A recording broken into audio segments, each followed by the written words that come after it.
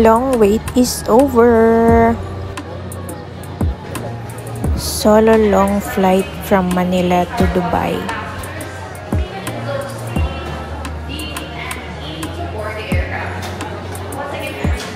After not too long of waiting, finally boarded.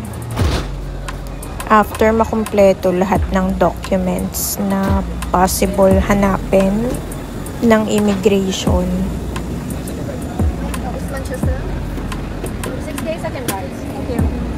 Wala man lang kinuha, but they asked few questions.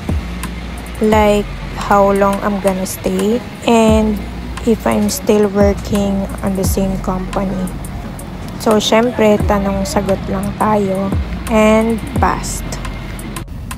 To make sure na maganda yung seat ko, nag-additional ako ng selection ng window seat. Syempre, gabi na and mahaba-haba ang biyahe. Kain muna bago matulog. Medyo masikip yung pwesto pero nakaidlip naman. Touchdown Dubai. So, hinanap ko kagad yung gate number ko. Since connecting flight from Dubai to Manchester ang next. And then, tsaka ako mag-iikot-ikot. Medyo malayo yung gate. Good thing lang, hindi ko na need kunin yung luggage ko. Direct na siya sa Manchester since same airline naman yung sasakyan. Okay, tamang work muna, baka mapag-iwanan. Meron lang akong 2 to 3 hours waiting, then board again.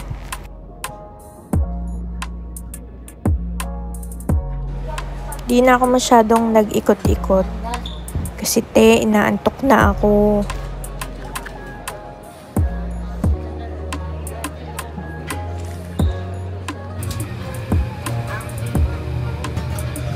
Next flight, Dubai to Manchester. Mas medyo comfy yung seat nila here. And wala akong katabi o nakaidlip ako ng bongga. Kain muna.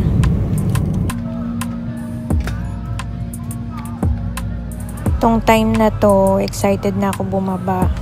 And actually, gusto ko rin makita yung second floor. Curious ako kung anong itsura. Pero nagmamadali na nga ako. So, never mind. Thank you. Thank you. If you've got UK or European passports, come forward, please.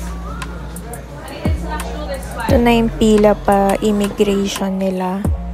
Medyo mahaba yung pila pero goods naman. Wala naman din masyadong tinanong.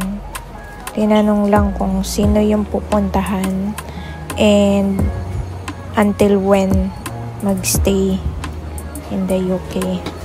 Habang naglalakad ako, iniisip ko na kung paano ko bubuhatin yung luggage ko. Luckily, may kuya na nag-help sa akin, so goods naman. Dahil nga may dala akong shoulder bag, tas may dala pa akong laptop. So, medyo hassle din. Chinek-in ko pa yung maliit kong luggage.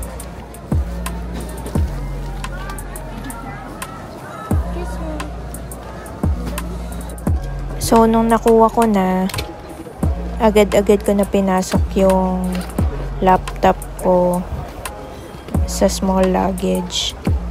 Dahil nga ang hassle bit-bitin.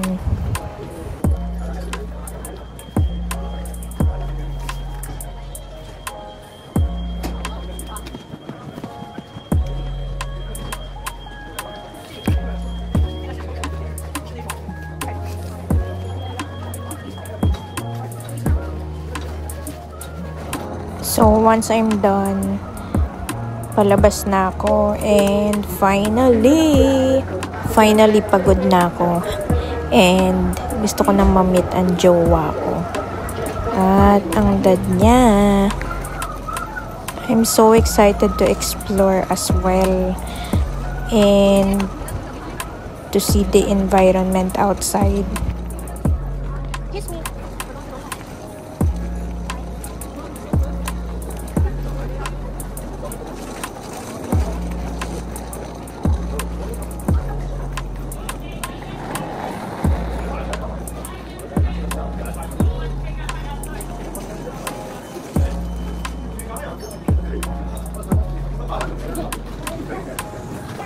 Actually, hindi naman kalakihan tong airport. But not too crowded din naman.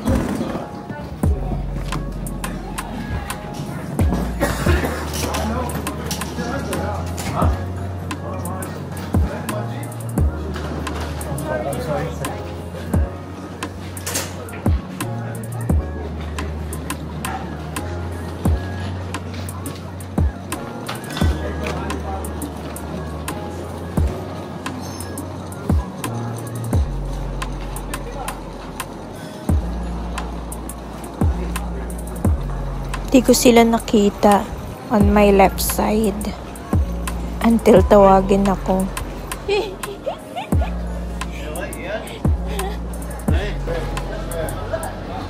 Na-observe ko yung weather. Sabi ko parang Baguio lang. At the end, hindi pala.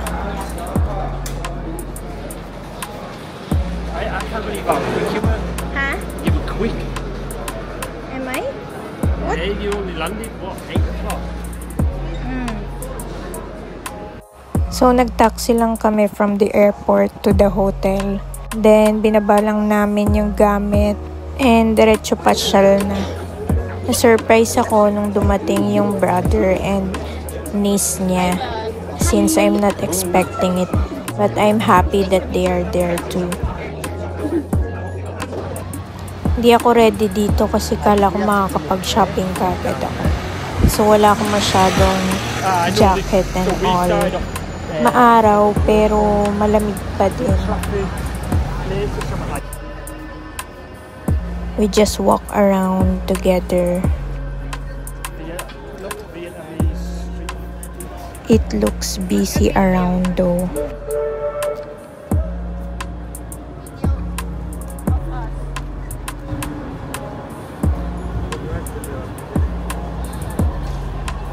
You look killing.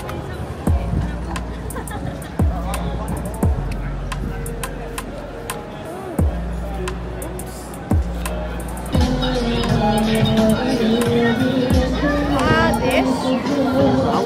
What?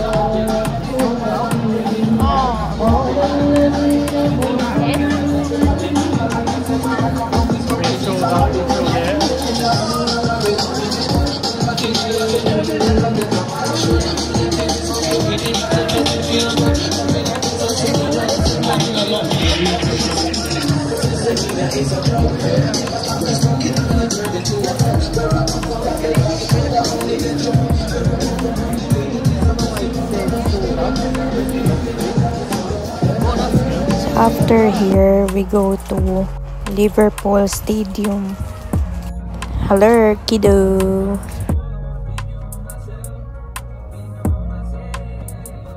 Then after, we go home na. That's all. Thank you for watching. Look at the guy to the left, which is saying,